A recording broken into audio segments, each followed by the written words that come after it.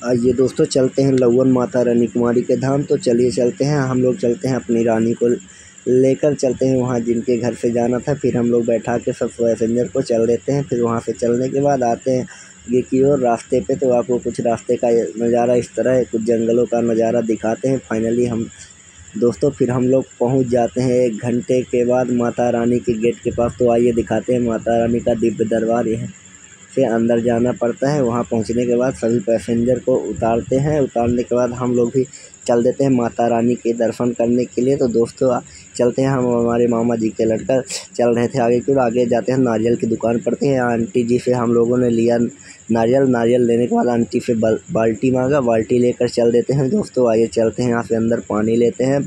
तो हाथ पैर धोकर फिर दोस्तों हम लोग पानी भरते हैं। तो फिर आइए चलते दिखाते हैं आपको हम यहीं पे कुछ समय के लिए। बाल्टी धोने के बाद पानी भरते हैं। पानी भरने के बाद यही हम पानी भर रहे थे। पानी भरने के बाद फिर दोस्तों आगे की ओर हम लोग चल देंगे कुछ बाद। तो थोड़ा देर लगेगा पानी भरने में।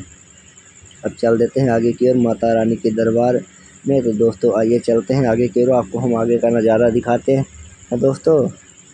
तो चलते हैं, ये देखिए माता रानी का दिव्य दरबार यहीं है। तो माता चलिए अंदर दिखाते हैं। यहाँ पे हमारी माता रानी बैठी हुई हैं। यहाँ से फिर बजरंगबली की मूर्ति देखते हैं। बजरंगबली का दर्शन करते हुए फिर आगे के मंदिर का पूरा नज़ारा आपको दिखाते हैं दोस्तों। फिर हम लोग पीछे की ओर आते हैं।